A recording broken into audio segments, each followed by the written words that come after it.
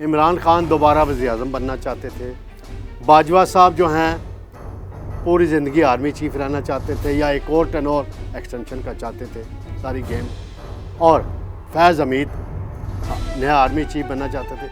ان تینوں شخصیات کی ذاتی لڑائی، ذاتی اناد اور گڑبڑ نے ملک میں حالات خراب کیے۔ بسم اللہ الرحمن الرحیم، میں ہوں طارق سمیع، ڈیلی ممتاز ڈیجیٹل کے ساتھ۔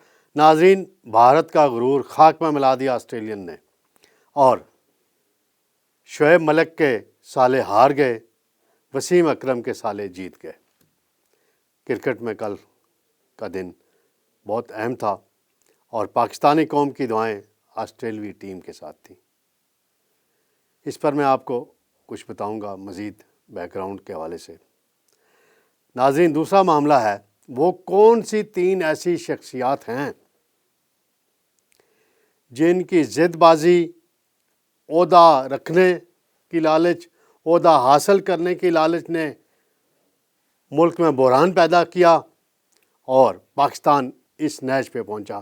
اس کا انکشاف عمران خان کے ایک بہت ہی قریبی ساتھی نے کیا ہے۔ پھر میں آپ کو بتاؤں گا وہی علی نواز اوان جو کہتے تھے میں ویڈیو بیان نہیں دوں گا، واقعی انہوں نے نہیں دیا، میں پریس کانفرنس نہیں کروں گا، واقعی انہوں نے نہیں کی پریس کانفرنس، لیکن فردوس عاشق اوان نے پریس ریلیز جاری کر کے ان کی آئی پی پی میں شمولیت کا اعلان کر دیا۔ پھر ایک اور معاملہ ہے، آصف زرداری اور نون لیگ سیم پیج پہ ہیں، بلاول بھٹو کیا کہانیاں بیان کر رہے ہیں، یہ بھی دیکھنے کی ضرورت ہے۔ ناظرین، سب سے پہلے میں آؤں گا کرکٹ ورلڈ کپ، احمد آباد میں میچ ہوا، مودی اسٹیڈیم، 1,20,000 سے زیادہ تماشائی موجود، اور آسٹریلین کرکٹ ٹیم نے ان کا کیا کہتے ہیں غرور خاک میں ملا دیا۔ وہ ایک بھی میچ نہیں ہارے تھے اور آخری میچ ہار کے ورلڈ کپ ان کے ہاتھ سے نکل گیا۔ وہاں پر میں 2 پہلو بیان کروں گا۔ ایک، اس آسٹریلی نوجوان کو خراج تحسین پیش کرنا چاہیے جو میدان میں گیا، جس نے فلسطینیوں پہ اسرائیلی مظالم کے خلاف احتجاج کیا، شرٹ پہنی، اس کو پولیس نے گرفتار کیا۔ یہ ہے عوام کی آواز اسرائیلی مظالم کے خلاف کہاں تک پہنچ رہی ہے۔ مودی جو اسرائیل کا یار ہے، اس کی موجودگی میں یہ ہوا۔ پھر مودی صاحب نے جو بہت ہی گھٹیا حرکت کی، اس کا بھیانک چہرہ ایک مرتبہ پھر پوری دنیا نے دیکھ لیا۔ آسٹریلوی کیپٹن پیٹ کمنس نے جب ٹرافی وصول کی تو وہ پکڑا کے ذرا سا بھی کھڑا نہیں ہوا 1 سیکنڈ کے لیے، اور شرمندگی کے مارے ڈائس سے نیچے چلا گیا۔ یہ ہے اصل چہرہ بھارت کا، پوری دنیا میں اور ان ممالک میں بے نقاب ہوا جو مقبوضہ کشمیر کے مظالم پر خاموش رہتے ہیں، فلسطین کے مظالم پر ان کے حکمران خاموش رہتے ہیں۔ وہ دیکھیں کہ ایک ٹورنامنٹ ہوا ہے کرکٹ کا، عالمی کپ ہوا ہے، اس میں بھارت کو شکست ہوئی ہے، اور بھارت کا لیڈر کیا اس کا کردار سامنے آیا ہے۔ اور پاکستانی ٹیم کو پاکستانی قوم کی دعائیں تو بہت کیں، لیکن ان کی کارکردگی ناقص رہی، پلاننگ ناقص رہی، وہ سیمی فائنل تک بھی نہیں پہنچ سکے تھے۔ اور آسٹریلوی ٹیم کے لیے پاکستانی قوم نے دعائیں کی تھیں، اور کل انہوں نے 6ٹی مرتبہ ورلڈ کپ جیتا۔ ہاں، شعیب ملک صاحب سے ہمدردی کرنے کی ضرورت ہے۔ شعیب ملک صاحب جو ہیں وہ ثانیہ مرزا جو ہیں ان کی اہلیہ انڈین ہیں، تو اس تناظر میں ایک بحث چل رہی ہے۔ ہمارے دوست ہیں یونس خان، پیرس میں ہوتے ہیں، انہوں نے بھی بڑا لکھا ہوا ہے جی کہ شعیب ملک کے سالے ہار گئے اور وسیم اکرم کے سالے جیت گئے۔ تو میں نے کہا اس چھوٹی سی بات کا بھی تذکرہ یہاں کرتا چلیں۔ ناظرین، ایک اور معاملہ ہے بڑا اہم۔ اسلام آباد سے تحریک انصاف کے نوجوان رہنما جو یونین کونسل سے سیاست شروع کی، انہوں نے چیئرمین بنے، میئر الیکشن کے امیدوار تھے، وہ اپوزیشن لیڈر رہے یہاں پر، پھر عمران خان کی ان پر نظر پڑی اور وہ تحریک انصاف کے بڑے متحرک رہنما بنے۔ اسلام آباد سے عمران خان کی خالی کردہ نشست پہ وہ MNA بنے، پھر انہیں مشیر برائے CDA بنایا گیا، لیکن گزشتہ چند ماہ سے وہ بڑی مشکلات کا شکار تھے۔ ان کے ساتھ کیا کچھ ہوا یہ تو وہ خود ہی کبھی بتائیں یا نہ بتائیں، لیکن کچھ باتیں ریکارڈ پہ ہیں، میں وہ سامنے لانا چاہتا ہوں۔ ایک بات یہ آئی میڈیا میں کہ انہیں مانسہرہ سے ان کے ایک قریبی دوست کے گھر سے گرفتار کیا گیا، اور مانسہرہ پولیس ڈینائی کرتی رہی، اس بات کی تردید کرتی رہی۔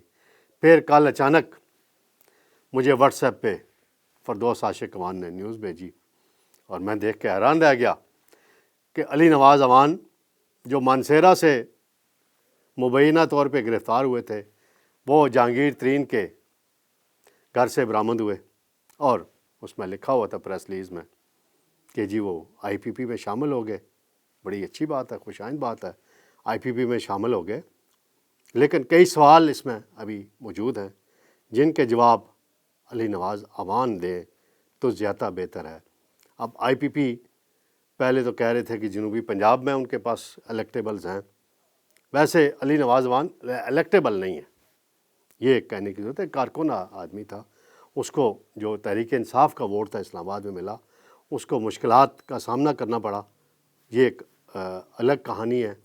کسی دن علی نواز امان سے ملیں گے، اگر انہوں نے کیمرے پہ بیان کر دی تو ٹھیک، آف کیمرہ بیان کی تب بھی سنیں گے، ہمارے دوست بھائیوں جیسا ان کے ساتھ تعلق ہے۔ تو آصف نقی بھی آ گئے ہیں جی، وہ قصور سے، وہ ہمیشہ پارٹیاں بدلتے رہتے ہیں، وہ تو نئی کوئی بات نہیں ہے۔ ناظرین، ایک اور اہم معاملہ ہے جس پہ میں بڑی اہم بات کرنا چاہتا ہوں کہ عمران خان صاحب کے جب اختلافات پیدا ہوئے قمر جاوید باجوہ کے ساتھ، تو پھر ملک بحران میں چلا گیا۔ پہلے ہی معیشت عمران خان کی نالیوں کی وجہ سے، ان کی پالیسیوں کی وجہ سے، ان کی ٹیم کی نالی کی وجہ سے معیشت بڑی خراب تھی، لیکن جب سے یہ معاملہ شروع ہوا 2021 میں، فیض حمید کو DGI کے عہدے سے ہٹانے کے معاملے پہ اختلافات ہوئے، کیونکہ روٹین میں ایک ٹینور ہوتا ہے فوج کے اندر، وہ تبادلہ ہونا تھا، لیکن خان صاحب اڑے ہوئے تھے، ڈٹے ہوئے تھے کہ وہ کہتے ہیں کچھ لوگ کہ جی وہ اپنے مفاد میں ڈٹے ہوئے تھے، فیض حمید کے مفاد میں نہیں ڈٹے ہوئے تھے۔ اور فیض حمید صاحب نے یہاں بنیادی غلطی کی کہ اپنے انسٹیٹیوشن کے روایات رولز کی خلاف ورزی کرتے ہوئے عمران خان سے گٹ مٹ کرتے رہے، اور وہ آرمی چیف بننا چاہتے تھے باجوہ صاحب کے بعد، اور اس کے لیے بڑی انہوں نے پلاننگ کی۔ اب اس بات کا انکشاف کس نے کیا ہے ناظرین؟ زلفی بخاری صاحب ہیں، جو عمران خان صاحب کے سب سے قریبی دوستوں میں شمار کیے جاتے ہیں، بڑے انویسٹر ہیں، لندن میں رہتے ہیں۔ انہوں نے کہا کہ جی اختلافات ہوئے باجوہ صاحب کے اور عمران خان کے۔ اب میں یہاں 3 باتیں کرنا چاہتا ہوں۔ عمران خان دوبارہ وزیر اعظم بننا چاہتے تھے، باجوہ صاحب جو ہیں پوری زندگی آرمی چیف رہنا چاہتے تھے، یا ایک اور ٹینور ایکسٹینشن کا چاہتے تھے، ساری گیم، اور فیض حمید نیا آرمی چیف بننا چاہتے تھے۔ ان تینوں شخصیات کی ذاتی لڑائی، ذاتی اناد اور گڑبڑ نے ملک میں حالات خراب کیے، اور پھر عمران خان کا پارا ہائی ہوا۔ عمران خان نے پھر باجوہ کو میر جعفر میر صادق تک کہا، اور دن کو تقریر کرتے تھے، رات کو ایوان صدر میں جا کے کہتے تھے میں تو آپ کو اپنا کیا کہتا ہوں، باس مانتا ہوں، باس کہتا ہوں۔ یعنی یہ اس وقت کا واقعہ ہے کہ جب عمران خان وزیر اعظم بنے تو پہلی ملاقات ہوئی جنرل باجوہ صاحب کی بطور وزیر اعظم ان سے، تو عمران خان صاحب نے کہا آپ میرے باس، آپ میری کرسی پر آ کے، یعنی وزیر اعظم کی کرسی پر آ کر بیٹھیں۔ تو انہوں نے کہا نہیں آپ میرے باس ہیں۔ تو عمران خان صاحب ضد کرتے رہے، نہیں باجوہ صاحب اب آپ میرے باس ہیں، آپ کی مہربانیوں سے ہی سب کچھ میرا ہوا ہے۔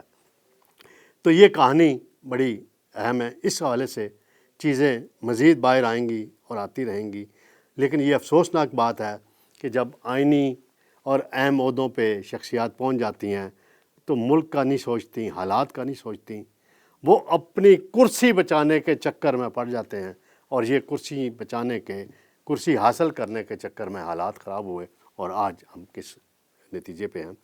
بہرحال آصف زرداری صاحب جو ہیں ان کی لائن ذرا مختلف ہے بلاول بھٹو سے۔ انہوں نے الیکشن کمیشن پر مکمل اعتماد کا اظہار کر دیا ہے۔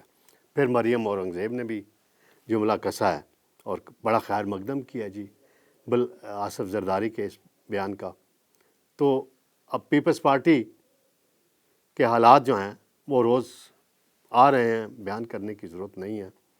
اب نون لیگ میں ایک کپتان ہیں جن کے بارے میں کہا جاتا تھا کہ ان کو گھر سے نکال، ہاں واقعی گھر سے نکال دیا گیا جی، گھر سے نکال کے ان کو مشن دے دیا گیا کہ کے پی میں مسلم لیگ نون کی آپس میں صلح کرانی ہے۔ وہ انہوں نے اقبال ظفر جھگڑا صاحب جو ہیں انہوں نے بھی کہا میں مزید جھگڑا نہیں کروں گا امیر مقام سے، اور صلح ہو گئی۔